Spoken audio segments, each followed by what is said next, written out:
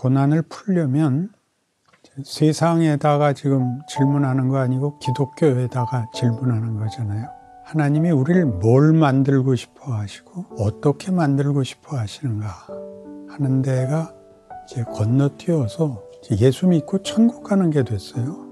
예수는 믿게 됐는데 하나님의 의도는 이해되지 않은 채로 현실을 살아야 되는데 현실에서 그러니까 복받고 사는 것밖에는 다른 그 기대가 없게 됐습니다.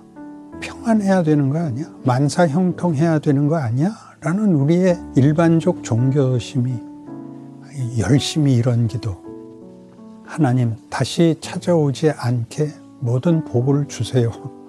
이렇게 기도를 하고 표현은 그렇게 안 하지만 결국 그 얘기고 하나님이 하시는 일에는 고난이 꼭 있대요. 그래서 그 문제를 출애굽 사건부터 이 얘기를 끌어가면서 왜 고난이 필수적일 수밖에 없고 복인가 하는 이 모순과 역설을 풀어보기로 합시다.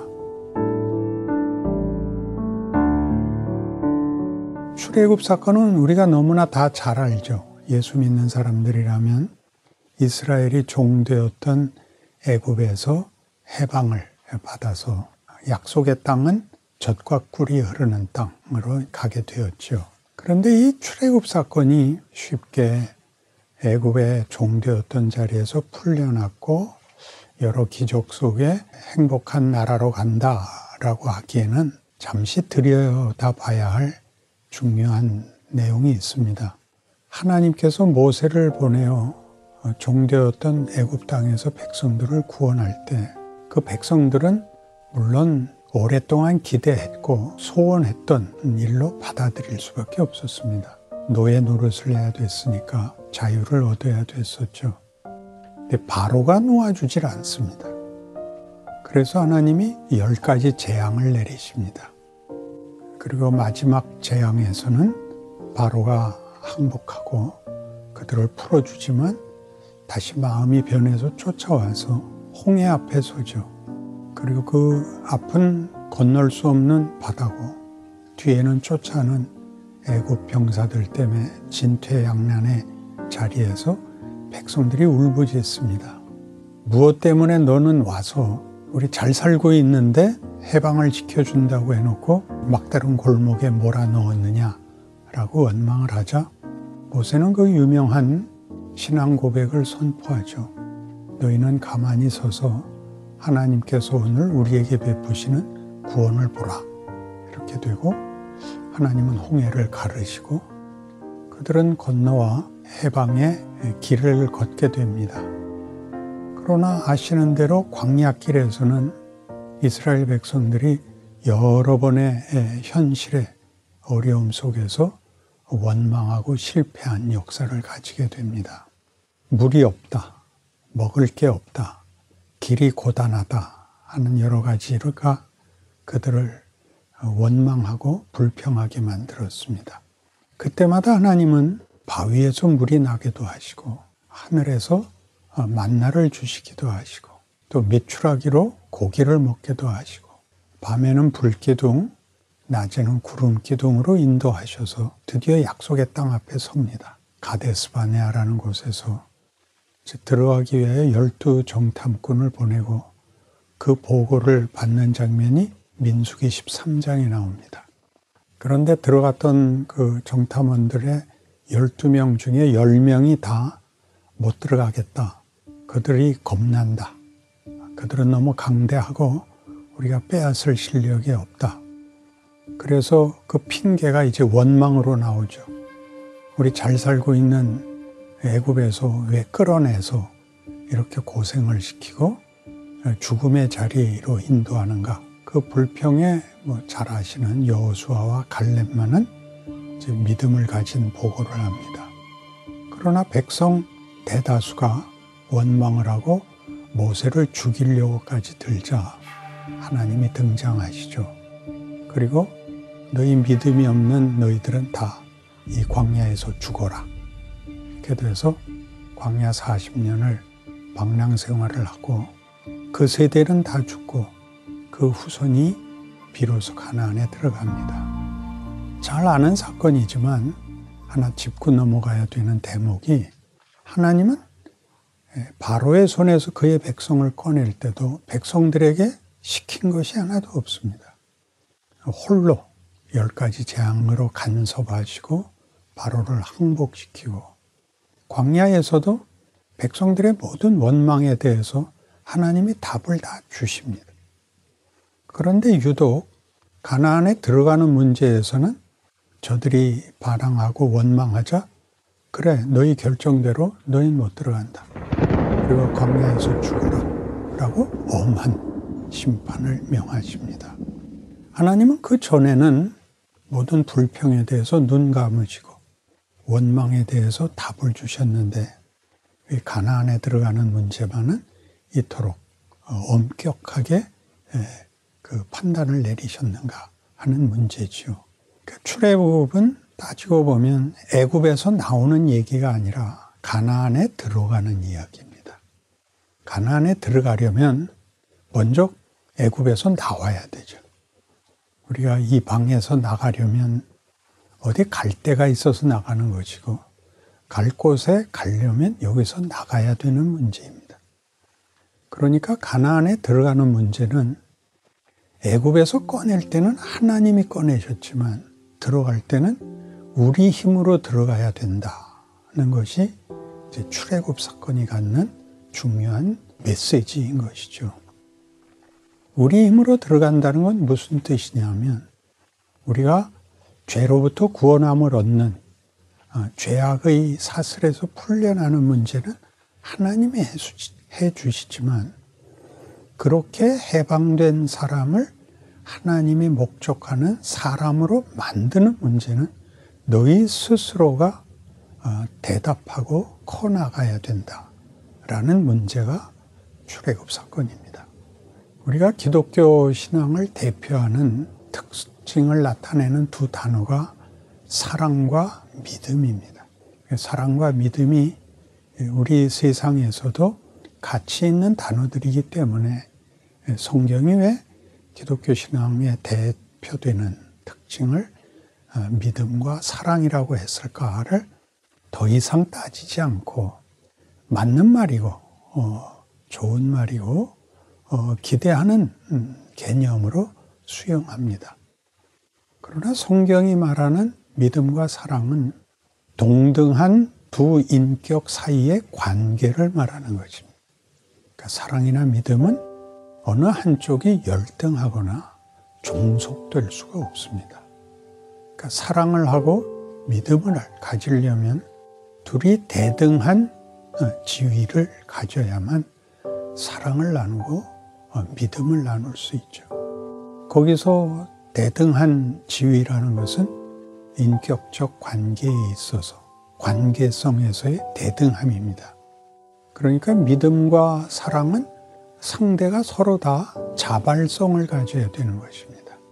우리는 믿음이 혹은 사랑이 혹은 신앙의 순종이 하나님 앞에 나를 포기하고 맡기면 그 다음엔 하나님이 알아서 다 해주십시오로 사용이 되는데, 성경은 그렇게 얘기하지 않고 순종마저도 자발성을 가져야 되는 것으로 요구합니다. 자발성을 가지고 자발적 선택을 하려면 자유가 있어야 되는 건 분명한 필연적인 조건입니다. 그 자유를 주셨습니다. 그러면 그 자유를 가진 자가 올바른 선택을 할지 잘못된 선택을 할지는 언제나 열려 있는 것입니다. 여기에 문제가 있죠. 우리 보고 선택을 하라고 하면 우리가 정당한 선택을 할지 잘못된 선택을 할지는 이제 실력의 문제가 되죠. 그렇죠? 근데 이 선택을 하는 이 자유가 주어지고, 자유를 쓰는 데 있어서 자유에는 두 가지 큰 내용이 있는데, 하나는 권리가 있고 하나는 책임이 있죠. 자유를 권리로 쓸 것이냐 책임으로 쓸 것이냐는 자유가 가지는 특권입니다. 그건 우리가 자유를 가진 존재가 선택할 문제입니다. 이 선택을 올바로 하느냐 잘못되게 했느냐를 우리에게 보여주는 것이 그러니까 광야 생활인 것입니다. 광야 생활의 특징은 앞서도 말씀드렸듯이 하나님이 먹을 것을 주시고 입을 것을 주십니다. 그래서 신명기 8장에서도 이 40년 동안의 너희가 광야 생활을 한 것을 기억해라. 하나님께서 너희에게 먹을 것과 입을 것이 부족하게 한 적이 없다. 그러나 너희는 실패했다. 그것이 너희에게 약이다. 너희를 시험한 것이다. 그렇게 나옵니다. 뭘 시험했을까요? 자유를 가지고도 이스라엘 백성이 광야에서 반응한 것은 어려울 때마다 돌아가자였습니다. 뜻밖의 반응이었죠. 돌아가자. 물이 없어서 목이 마를 때도 애굽으로 돌아가자. 먹을 것이 없을 때도 원망이 돌아가자. 이렇게 표현되어 있습니다. 애굽에 있을 때는 먹을 것과 입을 것이 부족한 적이 없었다. 걱정할 것이 없었다. 그런데 광야에 나오니까 먹을 것도 없고 입을 것도 없고 고달프기 짝이 없다. 돌아가자. 거기가 이제 성경이 말하고 싶은 내용이 들어있는 부분입니다. 돌아가자는 뭐냐 하면 자유에 대한 아무런 개념도 실력도 없는 반응입니다. 애굽의 가치는 노예로 있을지언정 먹고 마시는 데 걱정은 없는 곳이죠. 광야에서의 불평은 무엇을 가졌기 때문에 생긴 현실이냐면 자유라는 권리를 갖게 되자 가지게 된 형편입니다. 무슨 형편이야? 이 시험, 하나님의 시험, 도전입니다. 무슨 도전? 먹을 것과 입을 것이 해결된 상태에서 너는 뭐야? 네 정체성은 뭐야? 너는 무엇이 될래? 이렇게 묻는 것이 광야에 나와서만 가능해집니다. 애굽에는 그런 생각을 할 틈이 없습니다. 왜냐하면 자유인이 아니기 때문입니다. 자유라는 문제를 다룬 아주 유명한 영화가 있고 재미있는 영화가 있습니다. 제 강의를 듣는 분들에게 꼭 보시라고 권하고 싶습니다. 쇼생크 탈출은 쇼생크라는 감옥에서 주인공이 탈출하는 아주 재미있는 영화입니다. 그러나 쇼생크 탈출이라는 영화는 영어 원제에는 쇼생크 리뎀션입니다. 그러니까 쇼생크 구원이죠. 쇼생크 감옥의 구원입니다. 그런데 쇼생크라는 이름은 애굽의 한 왕조의 이름입니다. 쇼생크는 바로 시대 후에 몇 대 후의 왕조입니다. 우리말 성경에는 시삭이라고 나와서 여로보암이 솔로몬에게 쫓겨서 정치적 망명을 했을 때 시삭에게 갑니다. 그러니까 쇼생크 리뎀션이라는 것은 구약적 배경을 가지는 거죠. 애굽이 구원을 얻는 이야기인 것입니다.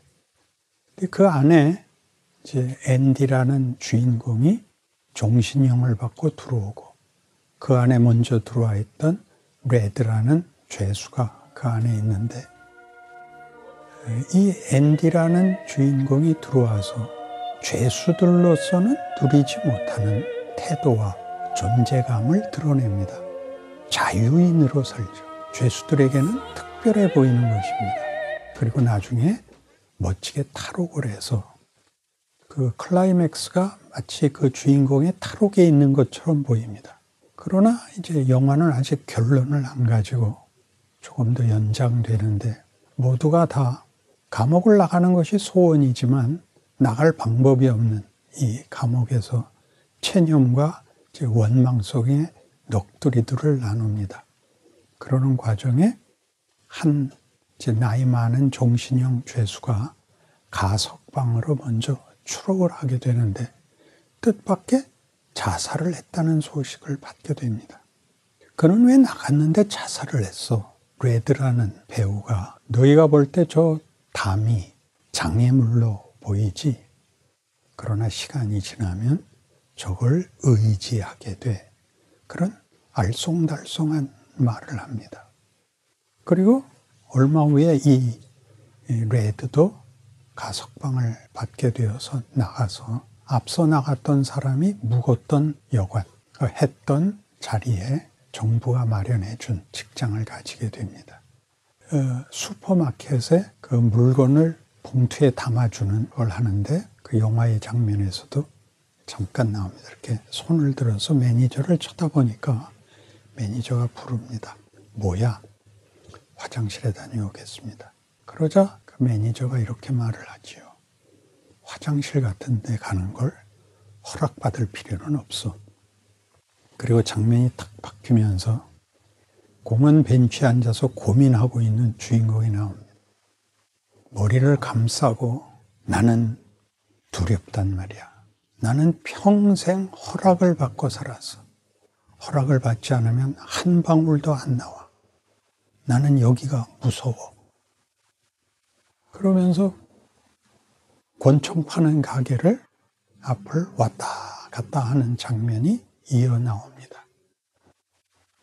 나는 돌아가고 싶어. 저 권총을 꺼내서 누구 하나 쏘고 돌아갈까? 이 영화가 하고 싶었던 클라이맥스는 여기인 것입니다. 여기가 더 두려운 겁니다. 뭐가 무섭죠? 자유가 무서운 것입니다. 자유가 왜 무섭죠? 책임을 져야 되지 않습니까? 자기의 존재를 책임져야 되고 자기의 정체성을 책임져야 되거든요. 저기는 어떤 데였는데요? 저긴 들어가면 정체성이니 책임이니 다 필요 없고 하라는 대로만 하면 아무 걱정이 없는, 거기는 애를 키울 걱정도 없고 도둑질을 당할 걱정도 없는, 그것이 그 영화가 우리를 찌르는 쇼생크 리뎀션입니다. 애굽이 구원받는 이야기는 우리는 애굽으로부터 구원을 받은 이스라엘만 생각하고 있지만 애굽은 나중에 선지자들 예언 속에는 애굽도 구원의 대상에 듭니다. 애굽은 이스라엘이 탈출함으로써 그 세계가 죽음으로 묶인 세계가 이렇게 구멍이 뚫리는, 열리는, 그래서 애굽의 구원까지 포함하고 있는 것입니다. 그러니까 이제 생각해 보십시오. 고난은 뭔가? 하나님이 우리에게 책임을 묻는 겁니다. 무슨 책임? 책임을 질 정체성, 책임을 져야 하는 의미, 가치들에 대하여 도전하는 것이 현실이죠. 예수를 믿으면 더 이상 걱정할 것이 없게 된다. 모든 근심 걱정을 예수께 갖다 맡기면 된다. 뭐 잘 아는 수고하고 무거운 짐진 자들아 다 내게로 오라. 내가 너희를 쉬게 하리라. 이런 것들이 피상적으로만 이해되어서 기독교인으로 살면 더 크게 세상은 줄 수 없는 진정한 정체성과 운명과 우리의 인생이 가지는, 현실이 가지는 모든 도전들 앞에 실력 있는 사람으로 만들어져가는 과정을 즐기게 된다라는 데까지 못 오게 되는 거죠. 그러니까 고난이 왜 있냐? 학교 가서 고난이 온 겁니다. 학교 갔다는 의미를 아시죠? 톰 소야의 모험이라는 그 소설이 있는데, 톰은 학교를 다니고 그가 가깝게 지내는 친구인 허클베리 피는 거지입니다. 그는 학교를 안 가고 자고 싶을 때 자고 돌아다니고 싶을 때 돌아다닙니다. 톰이 볼 때는 허클베리가 더 자유스럽고 자기가 묶여 있는 것 같습니다. 그래서 그가 최고로 바라는 것은 허클베리 같이 되는 겁니다. 학교를 안 가는 것이 복이고 자유고, 그러나 생각해 보십시오. 학교를 가는 것이 인간이 훌륭해지는 필수적인 과정입니다. 그 훌륭해진다는 것은 학교에서는 약간 아직 막연하지요. 공부를 잘하는 것이 훌륭해진다는 것은 성적만의 문제가 아니죠. 동기생들을 가진다는 것, 같은 반에 그부를 친구로 가진다는 것이 굉장히 크지요. 학교는 다니면 점점 어려워집니다. 점점 복잡해지고 자녀들이 꼭 물어보지 않나요? 나 학교 안 가도 돼? 이거 꼭 물어보는 겁니다. 그리고 초등학교를 졸업하면 끝이 아니라 중학교를 가야 되고, 중학교를 졸업하면 끝이 아니라 고등학교를 가는 점점 더 어려워지는 길로 인도됩니다. 공부를 잘하기는 어렵고, 공부를 잘하는 것이 지금 직접적으로 나한테 행복을 가져다 주지도 않고, 무슨 복잡한 문제가 해결되지도 않습니다. 잘 아시는 대로 사춘기를 요즘은 중학교 2학년 때 겪는다죠. 학교에 가면 사춘기는 하나도 안 다뤄주고 공부만 다루죠. 어느 대학까지 갈 수 있나? 넌 갈 데가 없다. 이런 꾸중 속에서 사춘기를 겪으면 집에 가면 부모가 알아주기랍니까? 학교 가면 선생님이 알아주기랍니까? 그저 그부들끼리 어쩔 줄 모르는 철없는 애들끼리 깊은 문제를 나눠야 됩니다. 자살을 논하고 가출을 논하고 원망하고 나는 왜 태어났나를 원망해야 됩니다. 그런 것들이 기독교 신앙에 들어오면 애굽에서 건져냄을 받았지만 광야에서 방랑 생활을 해야 되는 것처럼 내가 왜 이 고생을 해야 되는가? 도대체 하나님은 어쩌려고 그러는가? 가나안에 들어가려고 정탐꾼을 보내서 봤더니 거기는 들어갈 엄두가 나지도 않더라.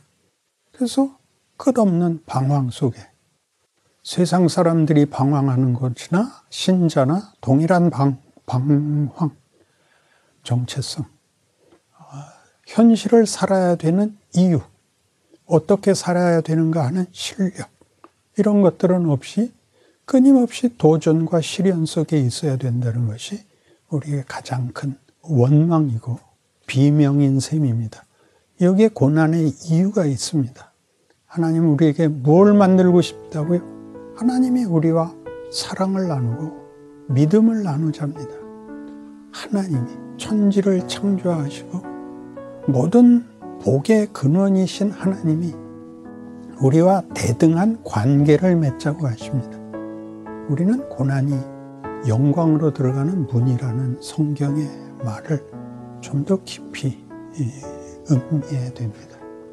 고난이라는 것은 결국 하나님이 우리에게 정체성을 묻는, 그리고 우리의 선택을 묻는 것이고, 그래서 우리는 내가 누구이며 어떻게 해야 되며 우리의 운명이 무엇인가를 배워나가는 과정을 갖게 되는 것인데, 그 혼란, 그 긴장, 그 무게를 견디지 못해서 하나님을 믿으면 원래 평안해야 되는 거 아니야? 만사형통해야 되는 거 아니야? 라는 우리의 일반적 종교심이 열심히 이런 기도, 하나님 다시 찾아오지 않게 모든 복을 주세요. 근데 어떻게 하면 다시 하나님한테 찾아오지 않아도 됩니까? 이렇게 기도를 하죠. 표현은 그렇게 안 하지만 결국 그 얘기고, 또 하나는 회개를 함으로써 과거의 잘못을 다 인정할 테니까 다시는 죄짓지 말게 하시고, 그리고 마음 편안하게 해주세요.